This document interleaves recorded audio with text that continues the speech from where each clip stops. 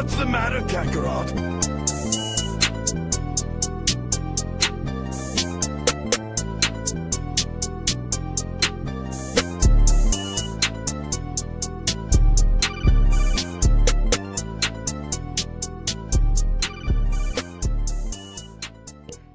Good morning, everybody. Welcome back to another Sunday service with the Blerd Church of Anime. I'm your preacher, teacher, cult leader, whatever you want to call me. My name is Black Star, and I'm here to hopefully give you another inspirational message to get you through the week. I hope you had a good last week. I had an insanely busy one. A lot of things I had to get done with work, a lot of things I was doing outside of work. I realized I literally had a lot, I had so much to do in work and then outside of work that I was just like, wow, my schedule is going absolutely crazy, which is not always a bad thing. Um, I also spent the rest of the week celebrating the rest of my birthday because I like to go until the end of April whenever I can. And also there's tons of April babies. So also celebrating other people whose birthday was in April. But it is no longer April. It is now May for all of my millennials. It's gonna be May. And May is also Mental Health Awareness Month. So I was thinking I would do messages around mental health. Not like I haven't talked about this subject before. Clearly, it's something very important to me, like community, things that comes up a lot. But I think it's super important. And to be very honest, I wasn't gonna start with a mental health conversation or using the whole month for that. I actually want to talk about a separate anime that is apparently impossible to find right now, which is wild because I remember just seeing this on Crunchyroll, and the internet keep telling me I could probably watch it on Hulu and on Prime, and anytime I go to those pages, they're not there. And so I was thinking, well, maybe I have to just do this whole sermon off the dome of what I remember from the anime. I've watched it a couple of times, but I haven't watched it in like a couple of years. So I feel like there's little plot points I'm going to forget. K, if you know what I'm talking about, K the Project. It apparently wasn't super popular, but it's a really good anime. And hopefully I will get to that later. I think I'm going to do some looking for the One Piece to rewatch it to make sure I'm getting some key things that I think I might be fuzzy on right, because it's been a minute since I watched it. Then I was like, oh, what else could I do? I already have a whole theme I want to do for June. So I was like, well, May is Mental Health Month, so let's talk about mental health and how we can support our own mental health, how we can support other people's mental health, why mental health shouldn't be a taboo subject to bring up. Um, just some of the just insane myths we have around mental health. And so that's what we're going to do this week. I think we're going to talk about the Rascal Does Not Dream series. I was obsessed with the first season this first came out. If you've never heard of it, Rascal Does Not Dream. The first season is technically Rascal Does Not Dream of Bunny Girl Sensei. It is was a light novel and got turned into an anime a few years ago. The second season, the second group of it, which is I think Rascal Does Not Dream of Santa Claus. That season just happened in 2025, and it was like years between, at least 4 or 5 years between the two seasons, and I really, really enjoy it. I think it's a pretty cool anime. It is like a romance, but also psychological, also with a little bit of sci-fi in there. Um, but I'm talking around it. Let's talk about what it is. So, so the main character is Sakura. Sakura. I don't think I remember his last name. It's like Azuzakawa, something like that. Um, he is, I think he's like a second year high school student. And one day he's walking around and he sees one of his senpais, Mai, who is a young actress, walking around in a bunny suit. Like, the leotard, full, the anime bunny suit. This is the why Rascal does not dream of Bunny Girl Senpai. Um, where it comes from.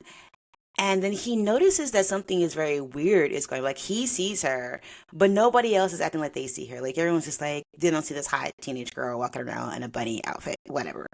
And so then we learn about Sakura, and he knows a lot about this particular thing, something called adolescent syndrome, a phenomenon where typically, I mean, it can happen to boys, but it's typically you see it a lot in the series. It's happening to a lot of girls um, when they get in the teenage, preteen years, where something that is like mentally, emotionally affecting them causes real world random phenomena to happen. So this is where the sci-fi kind of comes in. It's a really, really cool concept. And what you know about Sakura is that he has experienced himself with the adolescent syndrome. His little sister was being bullied in elementary and middle school, and it and like she was showing up with like all these scars from the virtual bullying. It's like she wasn't being physically hit, but it was like but the adolescent syndrome was making it look like she was like physically scarred. Um, and it got really really bad. Him being an older brother, was like, why does she have to suffer like this? What's going on? Um, and in his desperation to help her and do things, he experienced his own adolescent syndrome too. Um, and so basically he goes through his own mental, he's seen the mental health challenges of his younger sister, especially with bullying. That is an ongoing situation that I think they really talk about it in the first season, but you're kind of still addressing some remnants of it through the second season. And then you see, because of him feeling so guilty about not knowing and not being able to help his sister, um, that he goes through his own psychological issue and adolescent syndrome, like spikes in that way. So now that he sees my senpai dressed up in this bunny outfit, being ignored by the general population as she walks around, he kind of realizes that she is going through a similar phenomenon. Of course, again, the phenomenon can happen in different ways. For his sister, it was verbal jabs becoming like physical jabs. For him, it was another physical, like a really bad scar on his chest. And for my senpai, it is literally her being rendered invisible, where people don't see her. And at first, you're like, that's not a bad thing until you realize she can't buy groceries. Like, the only person she can really interact with is Sakura, um, which does a whole thing. I the psychologicalness of this whole series and the cast of characters and their lives are really really interesting. If you haven't seen it, I highly tell you to watch it. The first season is just so good. And then they had a movie. Um they had a couple of movies. But I remember seeing the first movie and the first movie that they actually like played in America, I think it was like Rascal Does Not Dream of Dreaming Girl was the name of it. And boy, I remember crying in the theaters. And then when I rewatched it when it was on Crunchyroll, I was like, oh yeah, the movie. And I was rewatching it and I could not remember how it ended. I remember like when we got to the part that caused me to cry, I was like, oh, I remember being super sad. And I was like, I don't remember this ending well. I really, really didn't remember it. But it is such a really good, and it answers a lot of questions from the first season. But there's like three movies, and then we get into like there's a movie in 2019, there's a movie in 2023, or maybe two. I don't feel like they were full movies, but they may have been like like long form episodes that were standalones. And then we get the Rascal Does Not Dream of Santa Claus, which came out this the summer of 2025. So the big thing about Sakura is that, like, yes, he is someone who has seen mental health challenges within his own family, and not just his sister. And I really love this piece is that, like, what his sister is going through, the issues that are plaguing her isn't just her issue. Like, it does affect the whole family. Like, it affects Sakura where he is feeling guilty because he wasn't able to support her. He didn't know what to do. He didn't know that she was being bullied so badly. And, as a big brother, he felt responsibility over that. It causes his mother to have a mental breakdown because his sister Kaede is her name. I should have said that. Like her mother doesn't know how to support either. And so now the mother is dealing with the mental breakdown, which means now his father has to figure out, like, and then his family, all these things happening. How does he best go about the situation and putting a lot on his? And so what ends up happening is Sakura moves out and takes his sister with him. So she has a safe space to like deal with her issues while this father takes care of their mother and she deals with her issues. And it's a whole big thing because I one truly believe that a lot of times mental health doesn't just affect the person who's going through the mental health episode or issue or diagnosis. It definitely affects the people who are closest to you, which in this case was the family, especially for when it comes to adolescents. um I know Sakura does the best he can, and he's such a great character with helping people figure out the issues that they're going through. Um, but also you have to, and he maybe sometimes doesn't agree with the way his dad handled things. But Sakura, even being a high school student, is so mature, and he's like, dad is doing the best that he can. He's trying to make sure that mom's okay, that this is the situation that we have like had to like really deal with.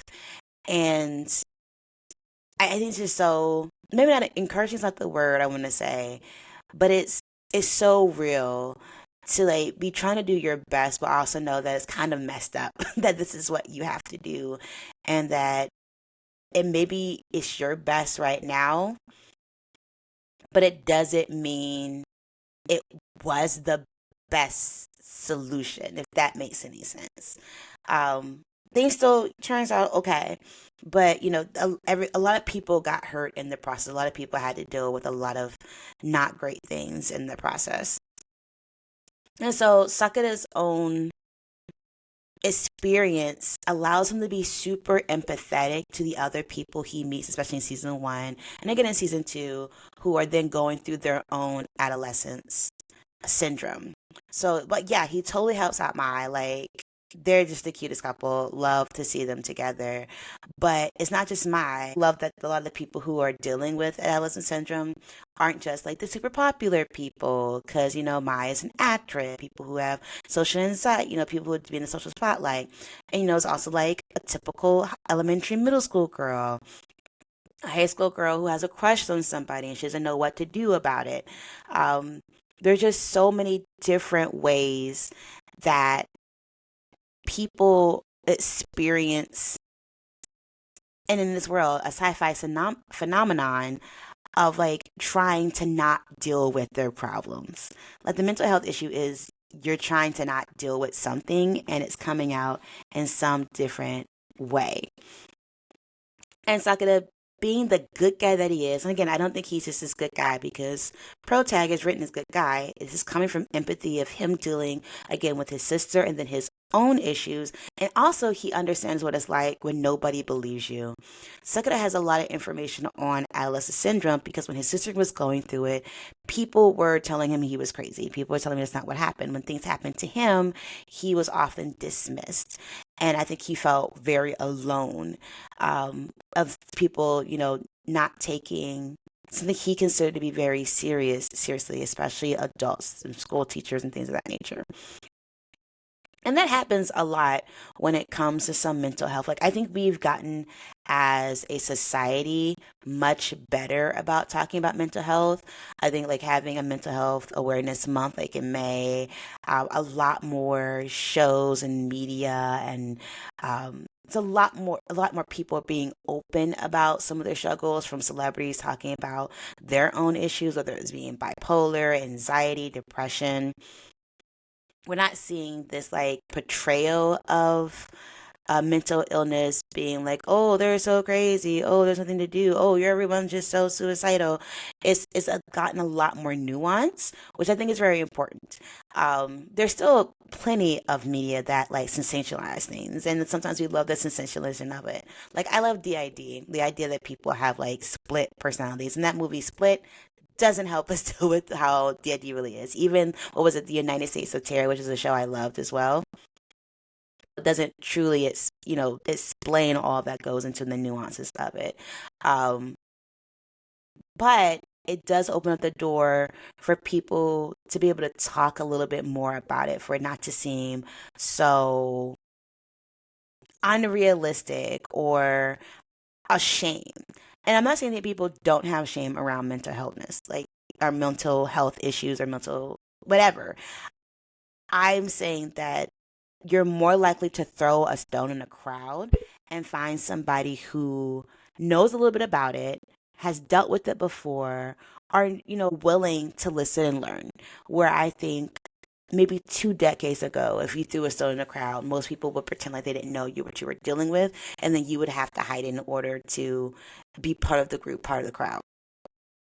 I like it now that like I can joke with friends about people who are on antidepressants or anti-anxiety medicine.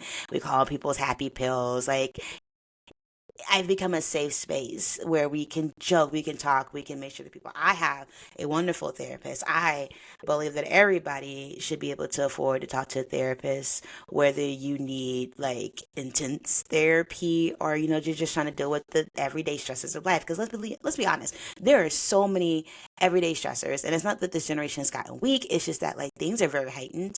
Um, and there's so much in so many ways that like no matter what kind of armor you put up, there's you used to be able to have a wooden shield, and then someone invented lead bullets, and then you had like a steel shield, and someone invented the like grenade launcher. I think the more each generation has like put up these walls,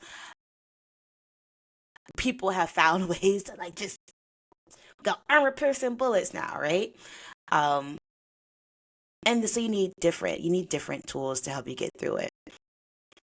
What I like about, again, Rascal Does Not Dream series is Suckett is a little bit of a busybody. He is always jumping into everybody's problems. Does he need to do that? For the story to move along, yes. But what I think is also really important is that he doesn't let his experiences stop with just being his experiences. Truly makes him like the sweetheart that makes you root for him and his relationships and the people, especially the women that are around him, because he's such a safe space for women going through adolescence syndrome. Is that he's trying to find a way to make the person address the situations that they're ignoring. He's not being a jerk about it, but he also knows that he can't save. Like, it's not his job to save you. It is his job to get you to do the work to save yourself. Like, the adolescent syndrome isn't going to end until you do the thing or take the step that keeps you out of the loop or whatever is happening. Because you got a girl that's in a time loop. You got a girl who, like, switched bodies with somebody else. You got somebody who has two different bodies, or like they made a clone of themselves. Like there's so many things weird. That's like my sci-fi people really like it. There's so many weird things going on that again is dealing with a deeper issue inside and something they don't want to talk or deal with. And they're able again to address the adolescent syndrome once they find a safe, not once, but they first find someone who's safe enough to talk about it, who believes them, who gets the lay of the land, and then helps them try to figure out how they can best address the issue. Is the issue completely done? Is it over with? Is it, they'll never deal with it again? No, I think the biggest identifier of that is his sister's storyline, which I think goes through, as I said before, 2 seasons. There's no always an easy fix to some of the issues that happen, especially some of the scars that we have that are given to us by other people and that we hold deep within our own hearts. And that's also really heartwarming to see that it's not one episode and we're done, that it may take some time and different steps, but you have to keep pushing forward. You have to keep doing the work. And I think for some of us who have had issues, who have had challenges, traumas in different ways, I think we can all be kinder and more empathetic as we see people expressing their own trauma that's been different. Like, again, every adolescent syndrome has been kind of different. Has it, shown up, and it's been a variety of people. Again, really popular people versus non-popular people, really pretty people, people with pop star ambitions, people who just trying to go to middle school. It's been very interesting to watch someone not judge anyone else for how their adolescent syndrome has shown up, when I think basically they're all dealing with the same issue of being human and being afraid to confront people and being treated a certain way. And that's okay. And I think that's the call for us to be better, to be empathetic, to be safe spaces, to hear people out. And then sometimes, give them a little kick in the butt to be like, that sucks. This is a lot going on. What are you going to do about it? Because again, I've never been Captain Save All. I don't believe you should be, or you can save everybody, or that you need to be a superhero. I love the empowering other people to raise themselves up as more of my mantra, and I do think that the Rascal series does a lot of that. He's empowering the person going through the syndrome to do what is necessary to stop the syndrome. And I'm trying to say these things without giving out away a whole lot of doing any deep, deep, deep spoilers. Because again, it's a wild ride. It's a fun anime. Well, let me say fun. Let me pull back because y'all gonna be like, she is weird. Her definition of fun is trauma. Um, but it is a very, how do I say this? It's intriguing watching the story plays out and how these lives interconnect, and how as people deal with their own adolescent syndrome, they become the strength for the next person doing it. Yes, I will leave it at that. Yes. Okay. So yeah, just prepare you for this month of us talking about mental health and shows and things. And yes, I know it is May. It's about to be, May the 4th and the Revenge of the Sith. And I was like, maybe I should do a Star Wars thing. And then I realized I would get flamed off the internet with like, I like Star Wars. I still feel, because I'm around a lot of like heavy duty nerds, that I still have a basic knowledge, and I'm not about to wade in there into the fandom and get flamed to death um, for like getting something wrong. So I also, there's a couple of things there's a couple of shows that I have to get caught up on in the lore before I want to talk about the things I do want to talk about in Star Wars. Like, I gotta get ready for the Mandalorian movie, and I don't think I'm ready. I gotta rewatch a couple of things to be ready. Which also reminds me that I'm gonna probably end up taking an anime fast, probably sometime in this summer. Maybe a month, maybe 2 months. I'm leaning towards a month right now because there's tons of like non-anime, non-animated things I want to catch up on. Tons of shows that I haven't watched and media. I started reading. I mentioned this in last week. Dungeon Crawler Carl series, and I've been hooked. And I'm like, I gotta get out my anime bubble right now because there's so many good anime and I'm watching so many great things that I feel like I don't have time to watch everything else. So if I kind of pause for a month or two and like give all my other apps some love, my Disney Plus, my Hulus, my Netflixes, all of them, and not watching the anime content, watching other content and catch up on other really good shows there. You'll see more diversity in my fandoms and my blurred conversations coming up. And then I think when I get back into my anime field, I really want to dive deep into Digimon. So y'all get ready. Oof, probably come August or September, I feel like I'm gonna have a bunch of Digimon content. Because if y'all didn't know, I was so into Digimon Adventures, Digimon Adventures 02, Digimon Tamers, and like I'm so excited about Digimon Beatbox that's currently happening. Um, but I'm thinking that I am gonna like do a whole thing, just rewatch all of Digimon up to the new carnation that we have going on right now. So y'all get ready for that. We'll see if we'll stick to it, but the fast has to happen. So I'm yammering a lot when I should just be ending this episode. Let me know if there is a really good mental health anime that you like, or if there's an anime you watch to help with your mental health. I always love the things that like kind of help people relax or get rid of their anxiety or set whatever you need to do. I have tons of shows and a couple of movies that I keep in rotation when I'm having really bad times of it. And I know there's certain things I can't watch when I'm going through it. So let me know what you do watch, what helps you when you're in a bad mental state. And then I will see you on the next one, all right? All right? Bye! The Blerd Church of Anime podcast is produced by Black Star, aka Lauren Tillman, written by Lauren Tillman, and hosted by Lauren Tillman. Music created by EL47.